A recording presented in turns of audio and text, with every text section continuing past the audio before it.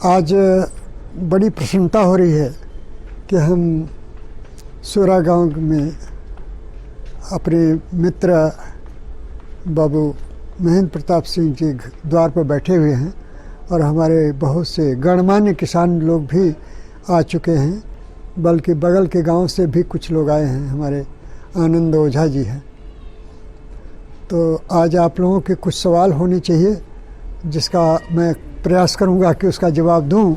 क्या क्या कृषि में समस्याएं हैं जिनसे हम लोग उलझ रहे हैं, जो हमारे लिए और हमारे ख़ास तौर से हमारे पास जो तरह तरह की जो बीमारियां, कीड़े जो फसलों में लग रहे हैं, उनका क्या निदान होना चाहिए और कौन कौन सी प्रजातियां खेतों में लगनी चाहिए और क्या क्या हम कर सकते हैं। हमारा कृषि विश्वविद्यालय आप लोगों की सेवा में क्या कार्य कर सकता है, उसके ऊपर आज हम विचार विनिमय करेंगे।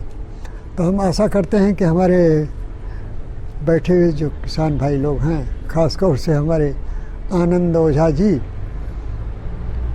कुछ प्रश्न करेंगे और इनके धान में कुछ समस्या थी, उसका निदान हम देंगे। सर, हमारे यहाँ धान में जो मुख्य समस्याएं हैं वो तना छेदक हैं। तना छेदक और एक लेढ़ा रोग जो सर आता है, इसका किस तरीके से निदान हम लोग कर सकते हैं? ज्वलंत ये प्रॉब्लम है, समस्या है हमारे क्षेत्र की। इस क्षेत्र में मैंने भी अभी 2 महीने पहले घूमे, 1 महीना पहले काफ़ी भ्रमण किया और ये दोनों समस्याएं हमको खास रूप से मिली। पहला कि खेतों में बहुत से स्टेम बोरर जो तना छेदक कीट का बहुत प्रकोप था और खेत में देखा मैंने कि पौधे सूख गए थे। कुछ हरे पौधों के बीच में सूखे सूखे पौधे मिले। और एक जो लेढ़ा रोग जो कहते हैं, जो स्मट, एक बहुत बड़ी समस्या थी। वो भी एक मैंने देखा कि धान के खेत पर धान का ऊपरा वाला हिस्सा जो है पूरा काला पड़ गया था और उसके ऊपर गोल गोल हरे हरे काले काले दाग और पूरा जो है भुरभुरा सा एक बहुत दाना बड़ा हो गया था। तो ये दोनों समस्याओं का निदान हम देना चाहेंगे। आप लोगों से नम्र निवेदन है कि बहुत सरल उपाय मैं बता रहा हूँ इसका, जो कि आप लोग नहीं सोच सकते। जब भी इस तरह की समस्या आती है, वो बेहन में ही समस्या आती है। बेहन में ही ये जो छरी फली ये तना छेदक कीट होता है, उसके अंडे बेहन में ही आ जाते हैं। बेहन की पत्तियों पर ही पाए जाते हैं। अगर 1.5-2 इंच पत्ती, अगर जब 1 महीने की बेहन हो जाए तो 1-2 इंच की पत्ती जो होती है उसके ऊपर वो जो है छोटे छोटे अंडे दे देते हैं सब। अगर उसी समय हम जब बेहन को ले जाते हैं खेत में लगाने के लिए और अगर किसी चीज़ से उसकी 2 इंच पत्ती ऊपर वाली काट दें बेहन की, बहुत आसान है, तो कभी भी कोई वहाँ पर कीड़ा नहीं पहुँच पाएगा खेत तक। बहुत ईजी सबसे सरल तरीका जो बताया गया कि आप जो है अगर इस अंडों को ही समाप्त कर दें, और अंडे देने का समय कम है जब आप बेहन डालते हैं, और जब बेहन 25 से 30 दिन की हो जाती है तभी आप लगाने जाते हैं, उसी समय अंडा हो जाते हैं वहाँ पर। और उस अंडे को ख़त्म करने का तरीका है कि 1 इंच, 1.5 इंच या 2 इंच ऊपर से पत्ती काट दें बेहन की, रख करके किसी चीज़ से काट करके तब उसको लगाएं। आपका कभी भी फली छेदक कीट का प्रकोप नहीं होगा। दूसरा, इन्होंने जो समस्या रखी है कि हमारे खेतों में लेढ़ा रोग बहुत है। लेढ़ा मैंने वही काला पड़ रहा है, उसके हरे हरे दाने हो जा रहे हैं, बड़े बड़े गोल गोल। तो उसका निदान हमने देखा है बहुत इजी निदान, कि जितनी समस्याएं आज हमारे खेतों में हैं, सब खेतों में अंदर जो उन्होंने बताया, हमारे महेंद्र प्रताप सिंह जी ने बताया कि खेत में वो कीड़ा, उसका जो दाना रह जाता है और उसके जो कीड़े के असर हैं, उसके अंडे हैं, सब खेत में रहते हैं और फिर वही दूसरे साल चले जाते हैं।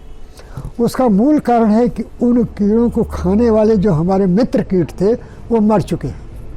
क्योंकि हम लोगों ने इतना ज़्यादा यूरिया डाई अपने खेतों में आज 50 साल से डाल रहे हैं। कोई आदमी जो है गोबर खाद नहीं यूज कर रहा है, तो उसका परिणाम है कि जितने हमारे मित्र कीट हैं जो उनको खा जाते थे, हमारे शत्रु कीट को, वो मर गए। तो हमारे जो शत्रु कीट हैं उनको बढ़ने का खूब अच्छा मौका मिला। ये आपका गोबर का जो खाद है, जिसको हम कंपोस्ट बनाने का तरीका बताते हैं, उसको अभी बताऊंगा मैं कि 1 किलो गोबर से आप 30 किलो खाद बना सकते हैं। माने 80 किलो गोबर से 3 टन खाद बन सकती है। बहुत इजी तरीका, आपके पास सब उपलब्ध है। आपके पास हरी पत्ती है, आपके पास ये है पेड़ की पत्ती, तो उस पर मैं नहीं जाऊंगा अभी। अगर आप लोग गोबर की खाद का प्रयोग करें तो आज ये समस्या, दोनों लेढ़ा की समस्या तो एकदम दूर है।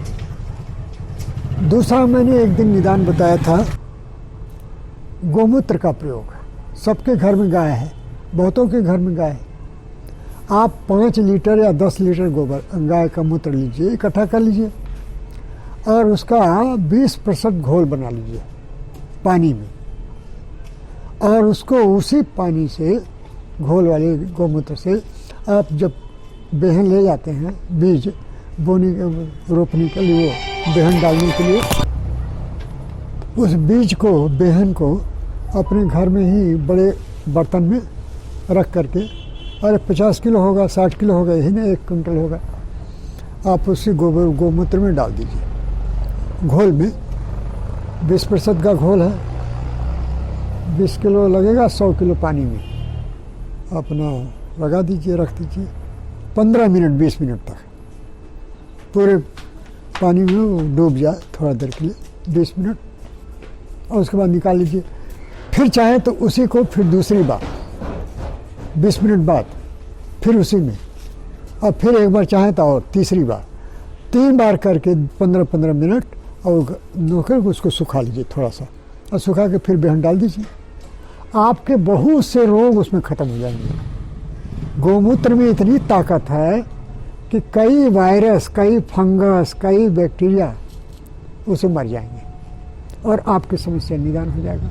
बहुत इजी तरीका हम लोगों ने देखा है इसका प्रयोग करके। हमने BHU में, अपने किसी अनुसंधान क्षेत्र में, बनारस हिंदू यूनिवर्सिटी में और बनारस के गाँव के किसानों के यहाँ मैंने इसको करवाया और बड़ा अच्छा परिणाम रहा। बहुत से फसलों में, धान में ही नहीं, कई फसलों में, दलहनी फसलों में, गेहूं में या अन्य फसलों में, जहाँ भी तरह तरह की समस्याएं, रोग, कीड़े आ रहे हैं या फंगस आ रहे हैं, जिसको कवक कहते हैं हम लोग, बीमारी वाले, इनका निदान बहुत है, गोमूत्र से हो सकता है। बड़ा सरल तरीका है। ये सब तरीकों में आपका 1 पैसा नहीं खर्च हो रहा है। अभी इनसे पूछ रहा था सिंह साहब से, तो बता रहे कि 150-200 रुपये की हमने दवा ले आई थी, और इसको जो है स्टेम बोरर को मारने के लिए, फली तना छेदक को मारने के लिए दवा रखी हुई है। ये इतनी महंगी दवा, और इससे कितना इन्वायरमेंटल पोल्यूशन हो रहा है, तो आप जान ही सकते हैं कि ये जहर है सीधे, और आपके खेत में जा रहा है, आपके पौधे पे जा रहा है, आपके दाने में जा रहा है, जो आपके शरीर को और आपके जो जानवर हैं उनके शरीर को कितना नुकसानदेह है, आप इसको समझ सकते हैं। तो इस समस्या का निदान तभी हो सकता है जब हम लोग कुछ इस दिशा में सोचें। ये केमिकल इसका सलूशन नहीं है। लगातार आप केमिकल छिड़की और भी तगड़े कीड़े पैदा हो जाएंगे। एक कीड़ा को मारने के लिए आप प्रयास करिएगा तो उससे ताकतवर कीड़ा दूसरे साल निकल के आएगा। सबसे बड़ा जो इनऑर्गेनिक फार्मिंग की सबसे बड़ी कमी यही है कि हम जो दवा डाल के काम कर रहे हैं, वो दवा से हमारे तरह तरह के और ताकतवर कीड़े पैदा हो रहे हैं। अनेक फसलों में, काटन में जो आपकी रुई है, कपास में यही समस्या थी कि एक बार हम लोग जो है दवा 3-3 दिन में एक बार, एक हफ्ते में 2 बार दवा छिड़कते थे वो लोग। मैंने काटन में जहर ही रख देते थे मैंने कपास में। अब हाइब्रिड काटन आ गया, बड़ा अच्छा हो गया, तो उसमें BT काटन है, उसमें आसानी से जो है कीड़ा जब खाता है तो मर जाता है, पत्तियों को या फूल के अंदर जब जाता है तो मर जाता है। वहाँ जो पार्ट लगता है उसका, जिसमें से कपास निकलती है, उसमें छेद कर देते थे कीड़े। तो उसके लिए बहुत अच्छा तरीका निकाला, एक बैक्टीरिया का जीन ट्रांसफ़र तक कर दिया गया पौधे में। अब वो बैक्टीरिया जो है बहुत ख़तरनाक है, अब कीड़े को जो है वो उसके पेट में जाएगा, कैंसर कर देगा, कीड़ा मर जाएगा। तो इस तरह से हम लोग वैज्ञानिक लोग इस तरह से नई नई चीज़ें, नए नए अनुसंधान करके किसानों को ऐसी चीज़ें बता रहे हैं जिससे उनकी फसल की सुरक्षा हो। घोल कैसे बनेगा? गौमूत्र का। अब हरिनारायण सिंह जी ने बड़ा अच्छा सवाल पूछा है कि 20% का घोल बनाना है तो कैसे बनाएंगे। 20 बने 20 किलो 100 लीटर में, और 10% बने 10 किलो 100 लीटर में। 100 लीटर पानी लीजिए और 10 लीटर गौमूत्र लीजिए। गौमूत्र का हम कैसे उपयोग करें? राहुल ओझा जी ने पूछा है कि गौमूत्र का हम कैसे छिड़काव करेंगे या कैसे उसका सॉल्यूशन बना, घोल बना के उसको कैसे बेहन को ट्रीट करेंगे। तो 10% का बनाना है तो 10 लीटर ले लीजिए घोल गौमूत्र, 10 लीटर 10 और 100 लीटर पानी ले लीजिए और पानी में डाल दीजिए। वो मिल जाएगा तो उसका जो है कढ़ाई में रख दीजिए और उसी में धान जितना है डाल दीजिए और उसमें आप 15, 20, 25 मिनट रख दीजिए घुला हुआ अंदर, और फिर छान लीजिए। फिर 15 मिनट बाद फिर डाल दीजिए दूसरी बार, तो जितना बचा रहेगा कोई बैक्टीरिया तो वो भी मर जाएगा। और फिर तीसरी बार भी डाल दीजिए।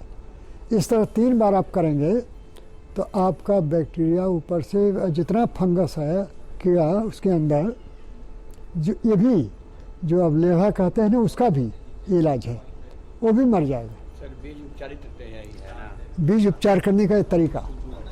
गौमूत्र से सर बीज का उपचार हो सकता है?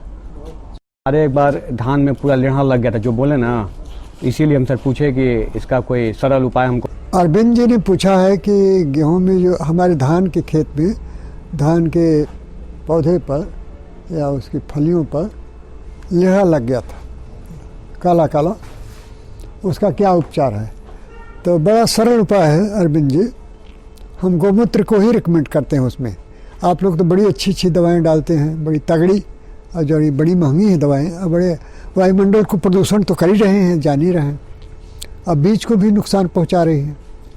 आपका बीज जो खाते हैं आप लोग तो उसमें कुछ अंश चला जाता है ना उस दवा का।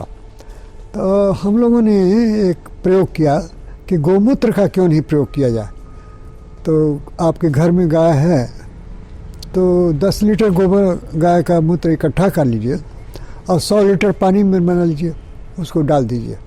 एक कढ़ाहा ले लीजिए, उसी में जितना बीज आपका बेहन डालना है, बेहन डालने के पहले उसमें डाल दीजिए और 20-25 मिनट रहने दीजिए, उसको निकाल लीजिए।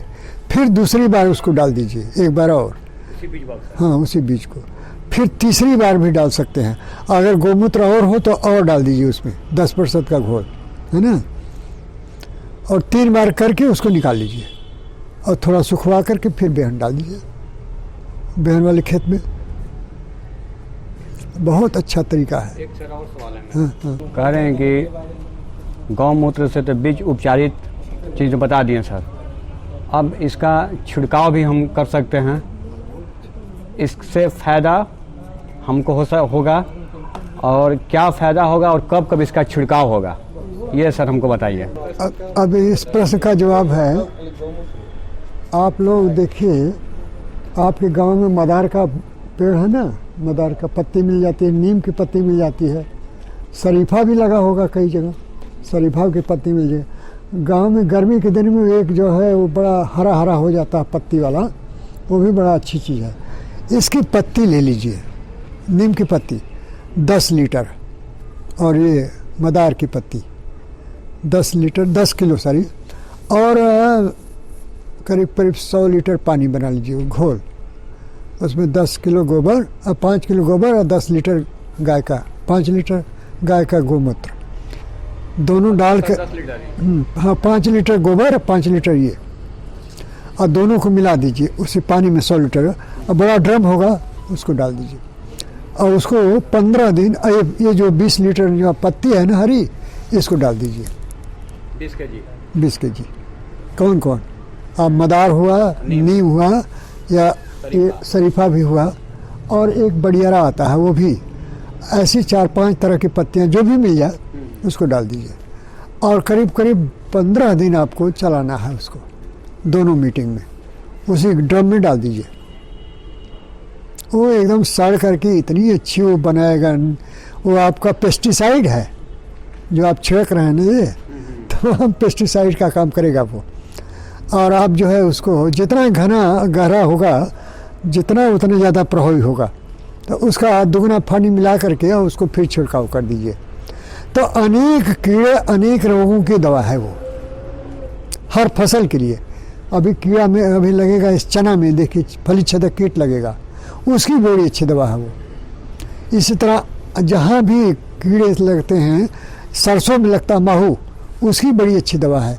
और भी जहाँ भी लगता है कीड़ा, जहाँ जहाँ जिस जिस फसल में, ये बहुत काम करेगा और बहुत अच्छा काम किया। अरहर में लगता है, पाट फ्लाई आता है उसमें, पाट बोरर भी वहाँ होता है, फली छेदक कीट।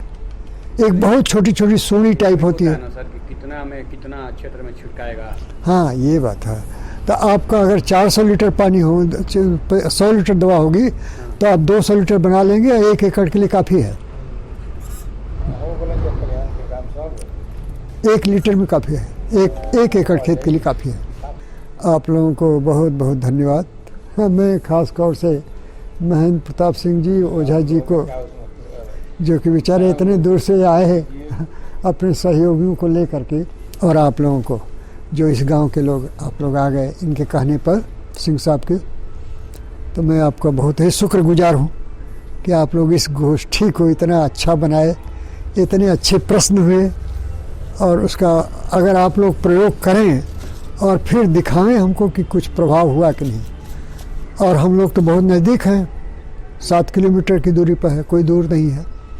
आप जब भी आप लोगों की इच्छा हो, हमारे इंस्टीट्यूट में आप लोगों को पूर्ण रूप से आने का हम लोग स्वागत करते हैं।